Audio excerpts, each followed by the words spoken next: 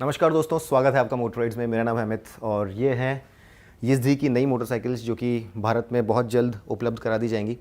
Classic legends जो कि जावा motorcycles बनाता है भारत में, उसने यिज़दी को रिवाइव कर दिया है और ये तीनों मोटरसाइकिल्स इस रिवाइवल प्लान के तहत लॉन्च की जा रही हैं। वहाँ पर आपको रोडस्टर नज़र आएगी, ये है स्क्रैम्बलर जो कि माइल्ड ऑफ रोडिंग भी कर सकती है, और ये है एक hardcore of road adventure motorcycle जो कि कहलाती है एडवेंचर। हम लोगों ने रोडस्टर के बारे में एक अलग से वीडियो पहले ही बना दिया है, तो अगर आपको उस मोटरसाइकिल के बारे में जानकारी चाहिए तो हमारा वीडियो आप इस चैनल पर देख सकते हैं। इसका लिंक भी आपको ऊपर मिल जाएगा। हम लोग आज इस वीडियो में बात करेंगे स्क्रैम्बलर के बारे में, जो कि इन तीनों मोटरसाइकिल्स में बीच में कहीं स्टैंड करती है प्राइसिंग के मामले में। और ये जो वर्जन है ये एक बड़ा ही स्टाइलिश सा फन टू राइड मोटरसाइकिल है, जिसे कि आप रोड पर और कुछ हद तक ऑफ द रोड भी चला सकते हैं। हालांकि ये प्रॉपर ऑफ रोडर नहीं है, लेकिन यहाँ पर on end of road tyres हैं आपके पास और कुछ हद तक ये मोटरसाइकिल सॉफ्ट रोडिंग कर सकती है। एक fun to ride free spirited motorcycle के तौर पर इसे पेश किया गया है। और इसका पहला जो संकेत है वो आपको यहाँ पर इसके फेंडर में नज़र आएगा। ये एक हाई माउंटेड बीक टाइप जो फेंडर है, ये जनरली आपको ऑफ रोड मोटरसाइकिल्स में, एडवेंचर मोटरसाइकिल्स में मिलता है, और ये यहाँ पर एक स्टाइलिस्टिक एलिमेंट के तौर पर पेश किया गया है, लेकिन ये डेफिनेटली आपको यहाँ पर नज़र आएगा। और इससे इस मोटरसाइकिल का जो एक free spirited slightly of road oriented character है वो उभर के सामने आता है। यहाँ पर आपको नीचे ये जो फेंडर है ये मेटल का नहीं मिलता है, रोडस्टर में ये आपको मेटल का मिलेगा। इसके अलावा कुछ चीज़ें जो यहाँ पर आप देख रहे हैं ये एक्सेसरीज़ हैं, ये मैं आपको पहले ही बता देना चाहता हूँ। ये जो मैश आप यहाँ पर देख रहे हैं, ये नकल गार्ड्स, ये छोटी जो फ्लाई स्क्रीन यहाँ पर आप देख रहे हैं, ये सारी चीज़ें यहाँ पर एक्सेसरीज़ हैं और ये सब स्टैंडर्ड फिटमेंट नहीं है, तो ये चीज़ आपको ध्यान में रखनी है। इसके अलावा ये जो मोटरसाइकिल है यहाँ पर आपको जो इंजन है ये मूलतः वही इंजन मिलता है जो तीनों मोटरसाइकिल्स में है। जावा की जो पैराक मोटरसाइकिल है वहाँ से इस इंजन को ड्राइव किया गया है, लेकिन ये इंजन जो है इसे काफ़ी हद तक चेंज किया गया है। क्रैंक केस अलग है, अंदर कॉम्पोनेंट्री काफ़ी हद तक अलग है, कॉन रोड्स अलग हैं, कैम शाफ्ट अलग है और बहुत सारे बदलाव यहाँ पर किए गए हैं। तो ये जो इंजन है ये एक लिक्विड कूल्ड इंजन है, 4 स्ट्रोक इंजन DOHC, और यहाँ पर जो पावर आउटपुट है वो इन तीनों मोटरसाइकिल्स में कहीं ना कहीं बीच में है। और अगर आप पावर आउटपुट की बात करें तो यहाँ पर आपको 29.1 PS की पीक पावर मिलती है 8000 RPM पर, और 28.2 न्यूटन मीटर्स की पीक टॉर्क मिलती है 6750 RPM पर। इंजन जो है ये एक 6 स्पीड ट्रांसमिशन के साथ मेटेड है और कैपेसिटी जो है इंजन की वो है 334 cc। अगर शैसी की यहाँ पर आप बात करें तो यहाँ पर आपको एक डुअल क्रेडल शैसी मिलता है, और यहाँ पर अगर आप देखेंगे तो आपको एडिशनल प्रोटेक्शन मिलती है इंजन के लिए, क्योंकि ये जो मोटरसाइकिल है इससे ये अपेक्षित है कि ये कुछ सॉफ्ट रोडिंग भी करेगी। अगर आप रोडस्टर को देखेंगे तो यहाँ पर भी आपको उसी तरह का ट्रीटमेंट नज़र आएगा।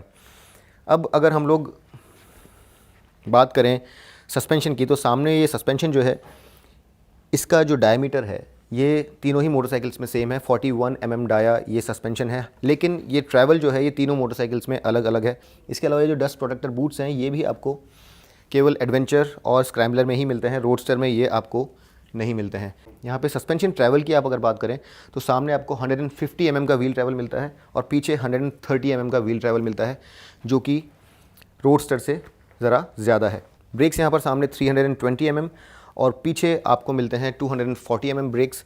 डुअल चैनल ABS स्टैंडर्ड है, और ये जो मोटरसाइकिल है ये कुछ राइडिंग मोड्स के साथ में भी आती है। ये आपको वहाँ रोडस्टर में नहीं मिलते हैं, और जब आप ये इंस्ट्रूमेंट कंसोल ऑन करेंगे तो आप पाएंगे कि यहाँ पर आपको ये कुछ मोड्स नज़र आते हैं, और जब आप ये निचला बटन लॉन्ग प्रेस करते हैं तो आप ये जो मोड्स हैं इन्हें चेंज कर सकते हैं। देखिए अभी रेन हो गया है और इसे अगर मैं दबा के रखता हूँ तो ये वापस से ऑफ रोड मोड में चला जाएगा। ऑफ रोड मोड में जो ABS है ये पीछे की ओर से डिसेंगेज हो जाता है और सामने वाला ABS काम करता है। उसके अलावा जो रेन मोड है वहाँ पर ABS जो है वो ज़्यादा सेंसिटिव हो जाता है और ज़्यादा इंट्रूसिव भी हो जाता है। तो ये डिफरेंसेस हैं। इंस्ट्रूमेंट कंसोल जनरली अगर आप देखेंगे तो यिज़दी, रोडस्टर और स्क्रैम्बलर का एक जैसा है। सिर्फ जो बड़ा डिफरेंस है यहाँ पर वो ये है कि यहाँ पर आपको ये राइडिंग मोड्स मिलते हैं और वहाँ पर आपको राइडिंग मोड्स नहीं मिलते हैं। यहाँ पर मैं आपको जो अलग अलग फीचर्स हैं वो दिखा देता हूँ। अगर आप ऊपर देखेंगे तो काफ़ी सारे टेलटेल लाइट्स हैं आपके पास।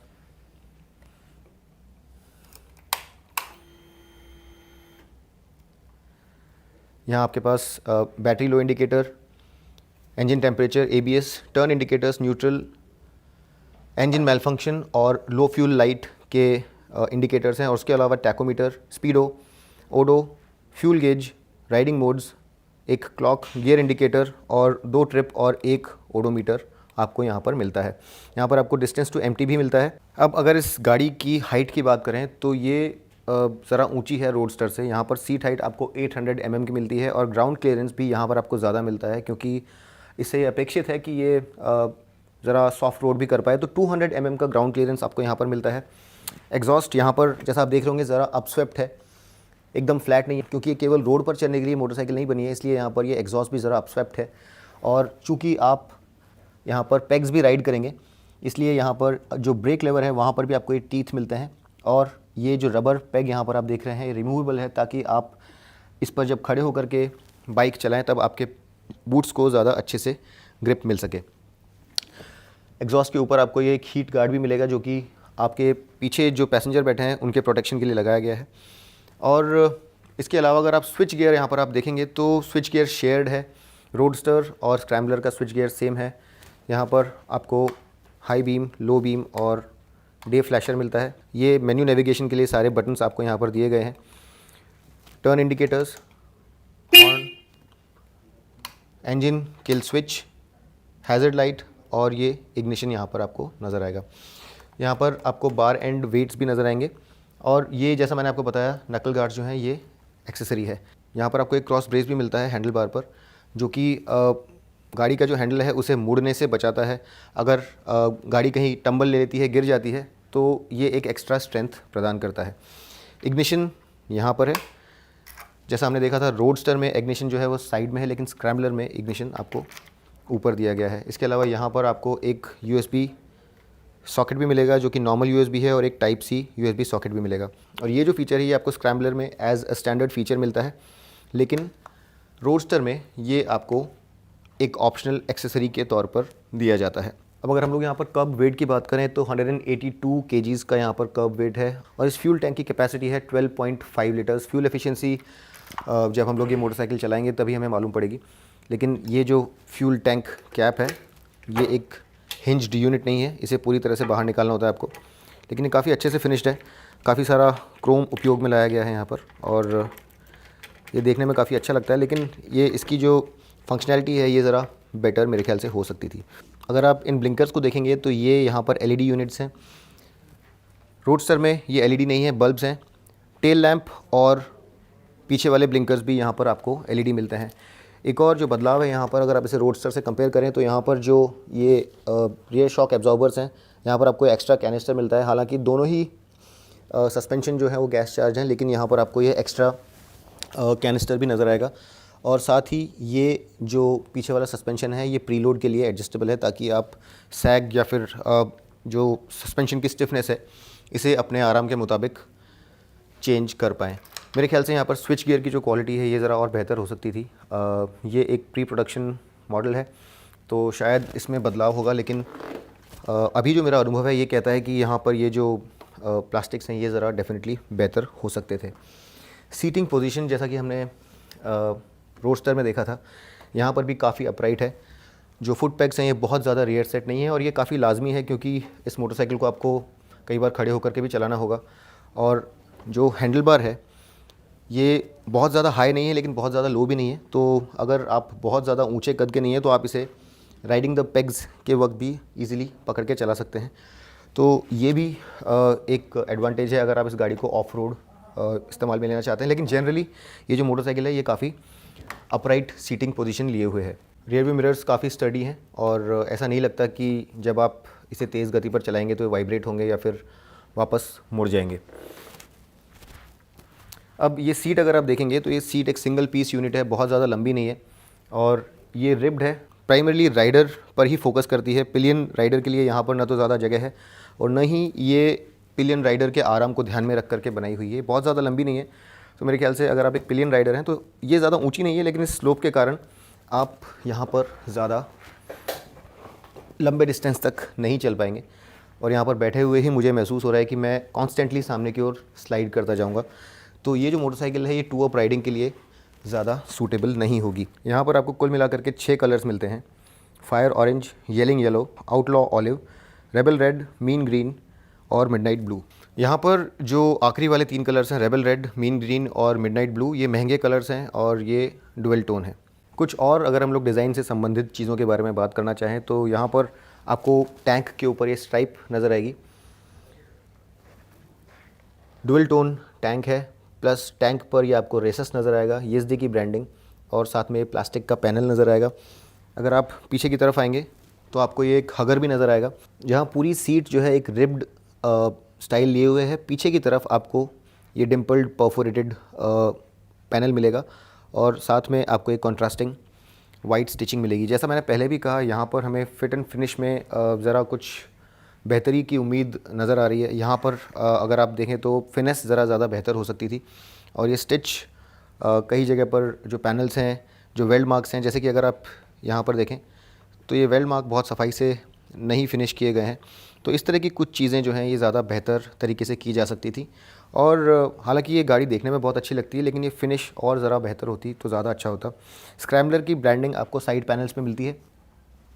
और इसके अलावा एक जो ख़ास बात है इस मोटरसाइकिल की, जैसा मैंने आपको बताया, एक on end of road motorcycle है। तो ये टायर्स और व्हील्स जो है ये ऑफ रोडिंग फ्रेंडली हैं और आपको दोनों ही तरफ स्पोक्ड व्हील्स मिलते हैं। सामने आपको 19 इंच का 100 सेक्शन टायर मिलता है। MRF का कुर्व F1 टायर आपको यहाँ पर मिलता है, जो कि एक on end of road tyre है। पीछे 17 इंच व्हील है। अगेन आपको स्पोक्ड व्हील्स मिलेंगे, 140 सेक्शन MRF कुर्व टायर। और ये जो मोटरसाइकिल है उन लोगों के लिए है जो कि वीकडे पर इसे अपने ऑफिस जाने के लिए इस्तेमाल करेंगे, लेकिन वीकेंड पर शहर से बाहर जा कर के कुछ ट्रेल्स पर भी इस मोटरसाइकिल को चलाना पसंद करेंगे। और जिन लोगों को थोड़ी ज़्यादा कैपेबिलिटी चाहिए, सिर्फ ऑन रोड नहीं, कुछ हद तक ऑफ रोड कैपेबिलिटी भी चाहिए, उन लोगों के लिए मोटरसाइकिल ज़्यादा सूटेबल रहेगी। काफ़ी स्टाइलिश है, देखने में बहुत अच्छी लगती है और एक फ्री स्पिरिटेड कैरेक्टर है इसका। अगर आपको एडवेंचर पसंद है, बहुत ज़्यादा लंबा एडवेंचर नहीं, लेकिन अगर आप सिटी से बाहर जा कर के कुछ ट्रेल्स पर अपनी मोटरसाइकिल चलाना पसंद करते हैं तो ये मोटरसाइकिल आपको डेफिनेटली काफ़ी सूट करेगी। अब जैसा मैंने पहले बताया, इस मोटरसाइकिल की कीमत जो है ये रोडस्टर से ज़्यादा है और इसकी कीमत चालू होती है 2,04,900 रुपीज़ से और जाती है 2,10,900 रुपीज़ तक। और ये जो प्राइसेस हैं, अगर आप टॉप एंड वेरिएंट कंपेयर करें तो रोडस्टर से लगभग 4,500 रुपया ज़्यादा है। तो दोस्तों, ये थी ईएसडी की स्क्रैम्बलर और ये मोटरसाइकिल बहुत जल्द लॉन्च होने वाली है। जब ये लॉन्च होगी तो डेफ़िनेटली हम इसका बहुत ही डिटेल रिव्यू, जैसा कि हम हमेशा लेकर के आते हैं, आपके सामने लेकर के फिर से प्रस्तुत होंगे। लेकिन बहरहाल इन द मीन टाइम मैं उम्मीद करता हूँ कि इस वीडियो के द्वारा आपको इस गाड़ी के बारे में जो जो जानकारी चाहिए थी वो सारी आपको मिली।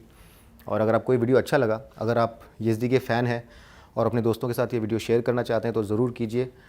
हमारी वीडियो को लाइक ज़रूर कीजिए, अपना प्यार हम पे इसी तरह से नौछावर करते रहिए। अगली बार तक के लिए मैं आपका दोस्त अमित आपसे विदा लेता हूँ। तब तक के लिए rev hard, rev free and ride safe.